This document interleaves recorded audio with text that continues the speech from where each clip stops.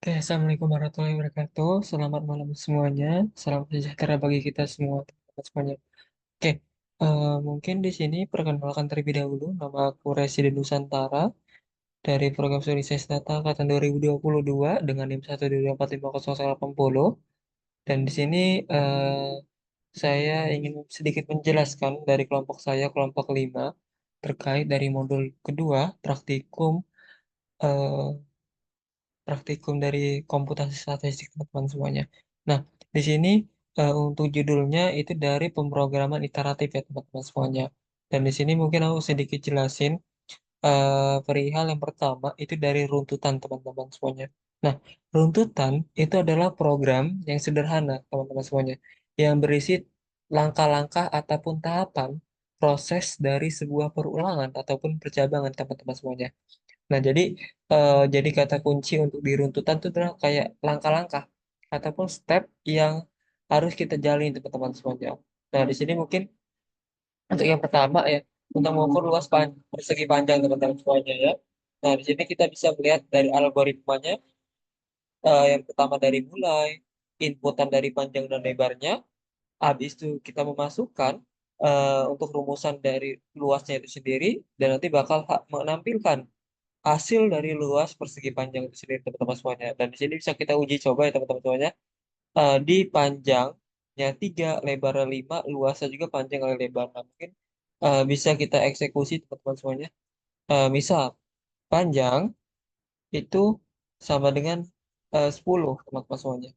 Lebar itu sama dengan 3. Nah, kita bikin L itu sama dengan P dikali L ya. Nah, kita sebutin L. Nah, yang pertama coba. Nah, kita dapatlah hasilnya ya, teman-teman semuanya bisa dilihat itu R-nya sama dengan 30 teman-teman semuanya. Nah, oke. Selanjutnya yang kedua, itu ada pemilihan atau percabangan teman-teman semuanya. Nah, di sini mungkin ada beberapa banyak ya yang bakalan jadi permasalahannya. Nah, di sini aku bakal ngejelasin dari yang pertama itu satu kasus ya. Nah, sebelum dari satu kasus itu kita harus tahu apa sih pemilihan ataupun percabangan teman-teman semuanya. Nah, percabangan itu umumnya salah suatu langkah yang tidak dapat memenuhi suatu syarat tertentu sehingga membutuhkan struktur percabangan agar memenuhi sebuah beberapa persyaratan teman-teman semuanya. Nah, misalnya kita anggap ini di satu kasus. Kita ingin mengecek bahwasannya bilangan N ini lebih kecil bukan sih dari 20 ya. Nah, langkah pertamanya untuk dari algoritmanya mulai inputkan bilangan. Nah, jika kurang dari 20 N-nya, maka bilangan lebih kecil dari 20 dan itu bakal selesai. Nah, ini untuk flowchart-nya teman-teman semuanya. Mulai masukkan bilangan, habis bilangan 20, bilangan terkecil, selesai. Nah, untuk di sintak error mungkin kita bakal mencobanya ya teman-teman semuanya. Ya, untuk nilai dari ininya ya teman-teman sekalian. Di R kita bakal mencoba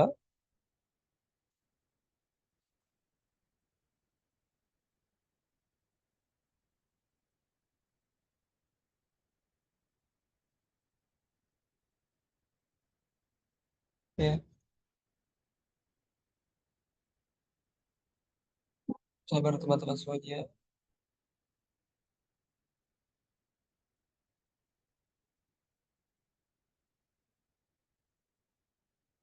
Nah, nah, di sini nanti bakalan keluar itu false. Kenapa?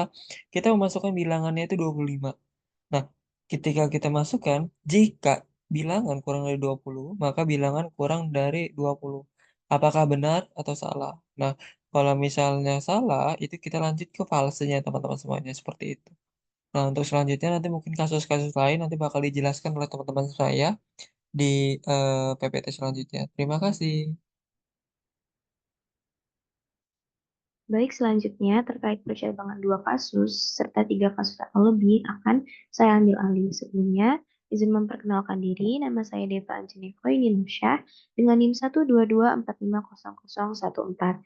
Jadi, meneruskan apa yang sudah dijelaskan oleh Aden, di sini saya akan membahas dua kasus terlebih dahulu. Nah, di sini yang pertama dilakukan adalah kita menginisialisasi variabel inputnya. Variabel inputnya berupa usia dan nilai yang diinputkan adalah 13. Nah, di sini kita ingin mengecek apakah kategori usia tersebut anak-anak atau remaja. Nah, alur dari eh, kode ini yaitu dengan ketika kita memasukkan input.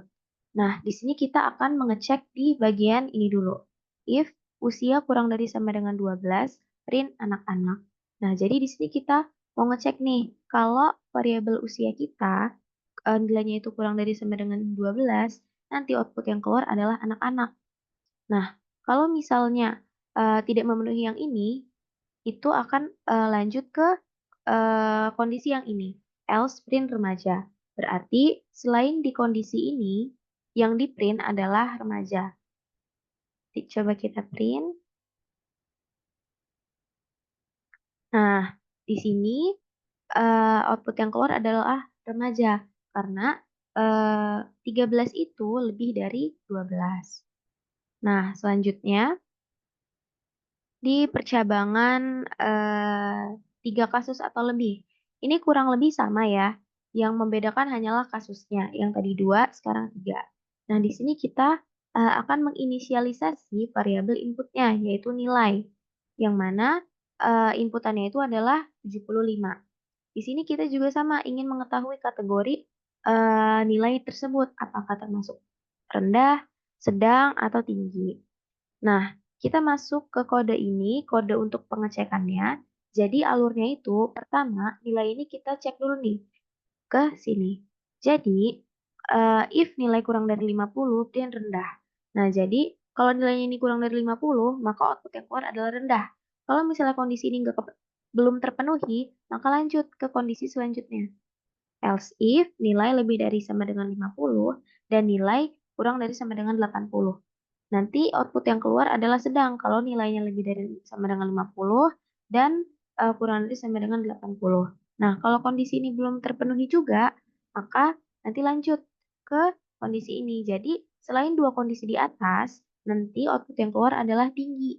Seperti itu. Tapi kalau misalnya ini sudah terpenuhi, ya ini yang ke print gitu. Yang ini udah nggak usah dicek lagi. Tapi beda kalau misalnya ini belum terpenuhi, nanti yang eh, di print itu yang else-nya ini. Ini kita print aja, kita run. Nah, lalu output yang keluar adalah sedang. Nah, bisa kita lihat ya, 75 ini memang ada di antara 50 sama 80. Jadi dia termasuk kategori sedang. Nah, jadi sebenarnya perbedaan yang jelas yang bisa kita lihat antara percabangan dua kasus dan tiga kasus ini terdapat pada apa ya istilahnya? Ini kalau kalau misalnya di dua kasus itu dia kondisinya itu eh, kasusnya itu jadi ada if sama ada else aja. Tapi kalau misalnya di tiga kasus itu ada if, lalu ada else if, lalu else. Nah, jadi sebenarnya perbedaan yang bisa kita lihat secara kasat mata dari pertimbangan dua kasus dan tiga kasus itu kurang lebih seperti itu. Nah, kalau misalnya yang ada di dalamnya ini pengkondisiannya aja sih. Ini kok cuma satu kondisi, ini ada dua kondisi. Nah, kurang lebih seperti itu yang dapat saya jelaskan. Untuk bagian selanjutnya akan dilanjutkan oleh teman saya. Terima kasih. Selanjutnya kita akan membahas mengenai perulangan for dan perulangan while kan. Untuk for perulangan for merupakan perulangan berdasarkan indeks. Jadi eh, nanti dia berpacu sama indeks di dalam list. Jadi kita perlu suatu list. Misalkan kalau di modul kita punya list X, ini punya data-data di dalamnya bentuknya integer, kayak 15, terus 18, 19, 20.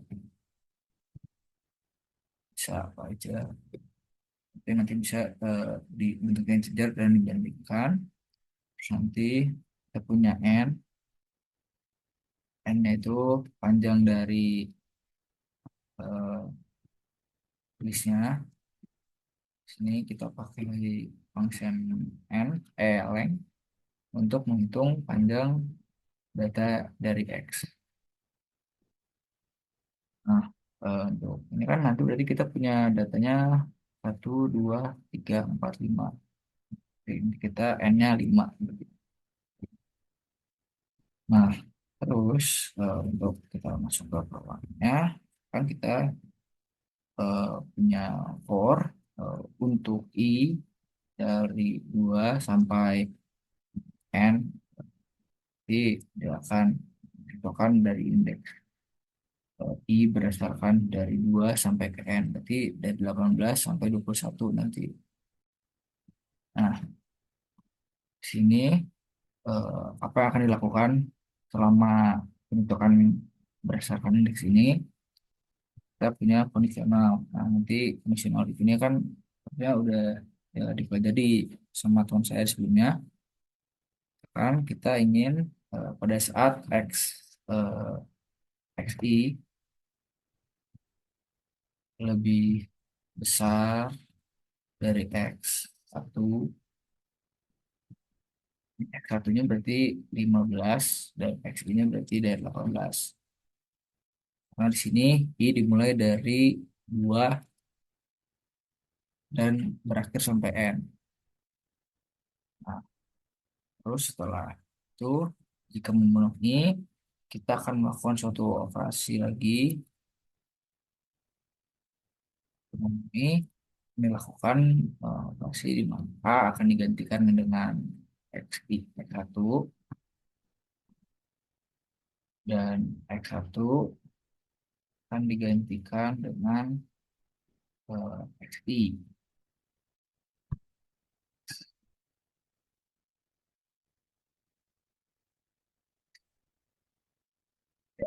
XI, nah, jadi nanti eh, kita akan masukin hasilnya ke A, terus X1-nya nanti diganti ke XI selanjutnya, berarti nanti ke 15, bisa kalau ini nanti ke 20, terus ini lagi ke balik lagi ke 21. Nah, jadi eh, akan dicocokkan berdasarkan masing-masing. Dan data yang besar ini akan dimasukin ke A. Oke, oh, nah, kita mulai. Misalkan A ada 10, terus kita panggil A. Kalau dari sini kan, kalau berdasarkan ini fungsinya itu untuk membandingkan angka terbesar. Berarti kan kalau dari kasat mata kita bakal tahu nih kalau angka terbesar 21 berarti ya 21. Gimana kalau ini 21, 20, bisa 21. Nah, sekarang kita masuk ke ruangan while.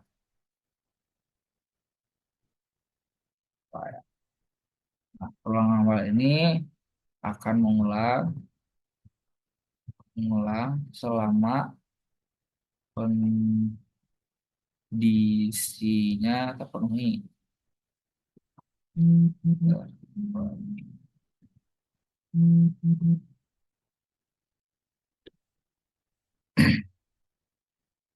Misalkan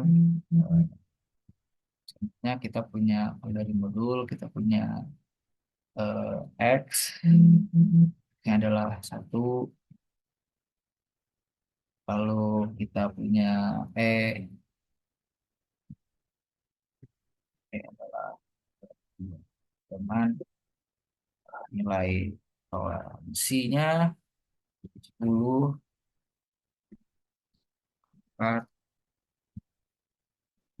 berarti 5 angka di belakang.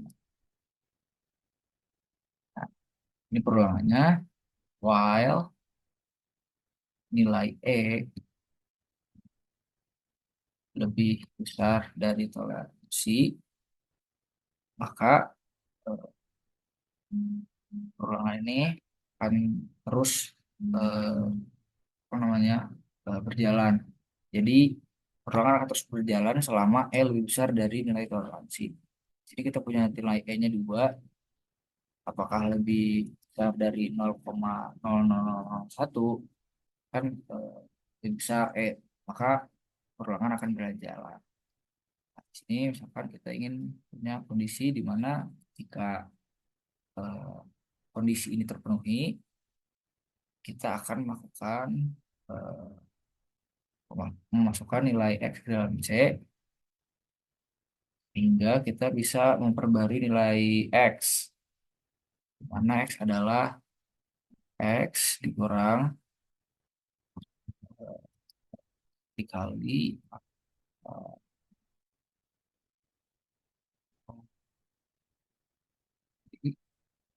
X kuadrat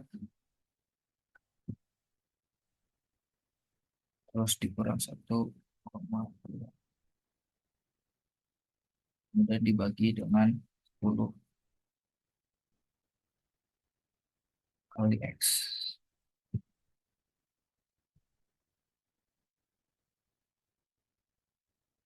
Terus kita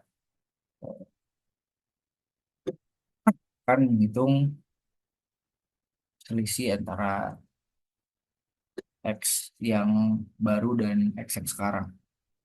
Karena kan tadi kita pindahin ke dalam C X-nya, terus kita punya X baru, yaitu hasil pengurangan misalkan operasi matematika ini. Jadi kita akan melakukan pengurangan antara X dan Z. Nah, di sini kita lakukan fungsi absolut. Nah, ada kemungkinan X-nya, Y-nya lebih besar dari X. Jadi nanti hasilnya tetap positif.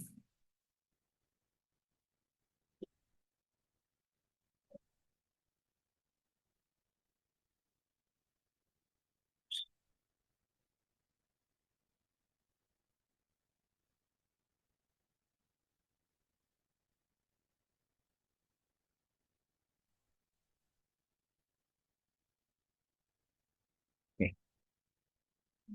Terus kita misalkan ingin menampilkan hasilnya.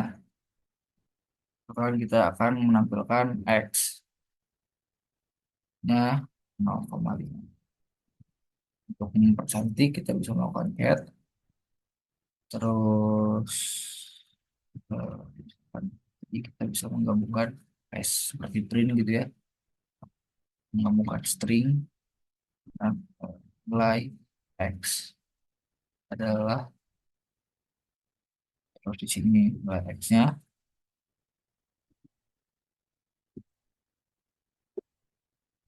adalah. Oke, sekian dari saya untuk for dan while. Banyak akan dilanjutkan teman saya. Terima kasih.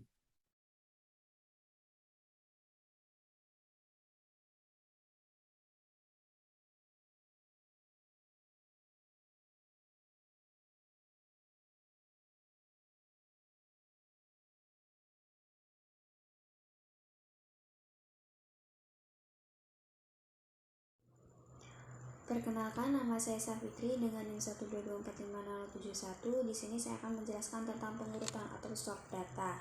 Yang pertama, kita akan mengurutkan data XI yaitu 15, 18, 10, 8, dan 20 dari yang kecil ke terbesar.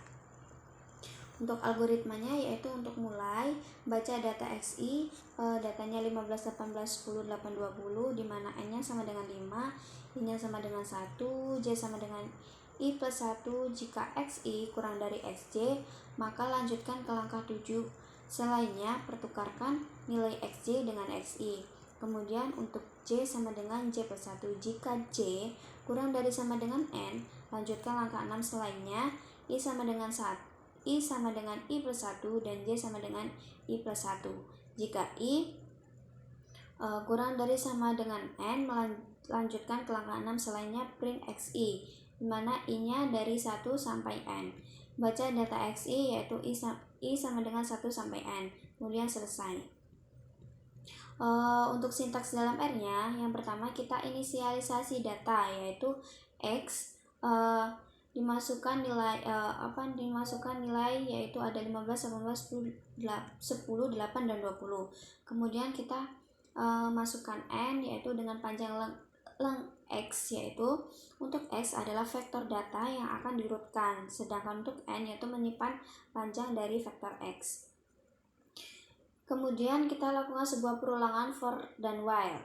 Yang pertama for I in 1 di mana 1 sampai N-1. Kemudian kita masukkan J di mana I plus 1. Kemudian while J kurang dari sama dengan N. If XI lebih dari XJ, maka tukarkan nilai XI dan XJ. Habis itu kita lakukan sebuah temp, dimasukkan nilai XI, kemudian untuk nilai XJ dimasukkan ke dalam nilai XI, kemudian nilai temperatur dimasukkan ke dalam nilai XJ, kemudian nilai J dimasukkan nilai J plus 1. Kegunaan for I in 1 dari N-1 ini melakukan sebuah iterasi dari elemen pertama hingga elemen sebelumnya yang terakhir. Kemudian untuk J dimasukkan nilai I plus 1 yaitu mulai membandingkan elemen I dengan elemen berikutnya. Kemudian while J kurang dari N ini melakukan sebuah perbandingan antara elemen I dan elemen J. Jika elemen I lebih besar dari elemen J, maka ditukar. Kemudian masukkan nilai J plus 1 ke dalam J, yaitu menginkremen J untuk membandingkan elemen berikutnya. Kemudian proses ini dilakukan sampai semua elemen dibandingkan. Jadi proses ini terus melakukan sebuah iterasi terus menerus.